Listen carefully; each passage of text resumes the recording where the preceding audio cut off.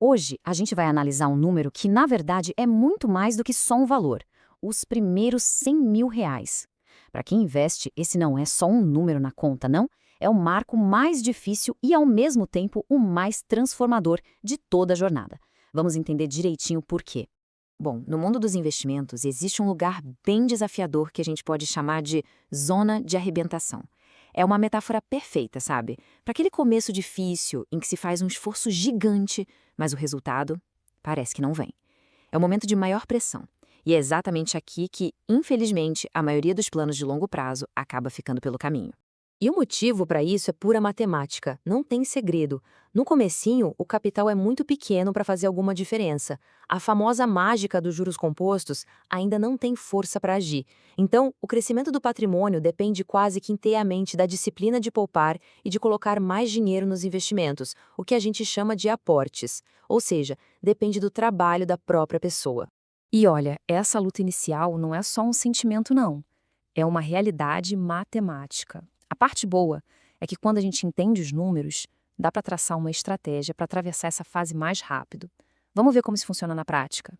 A pergunta que todo mundo que começa a investir se faz é essa, né? Quanto tempo vai levar? E a resposta depende de uma única coisa, que está quase que totalmente sob o controle de quem investe: o valor do aporte mensal.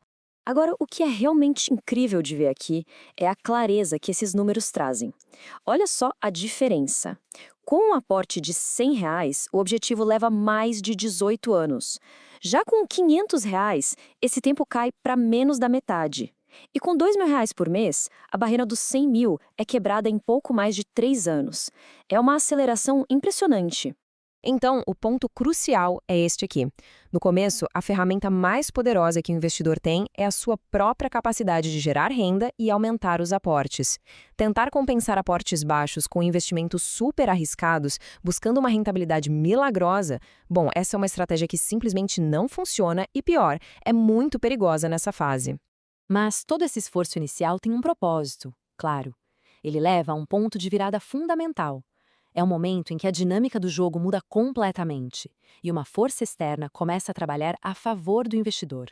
E esse ponto de virada tem nome e número: são os R$ 100.000.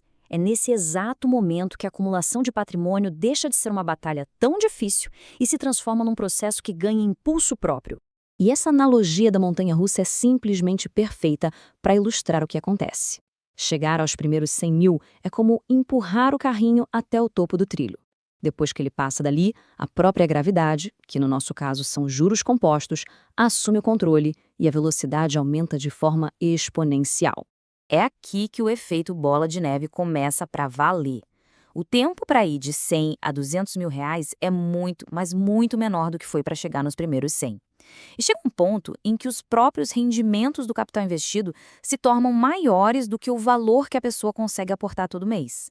Essa é a virada de chave definitiva. Certo, a gente já entendeu o que e o porquê. Mas e o como?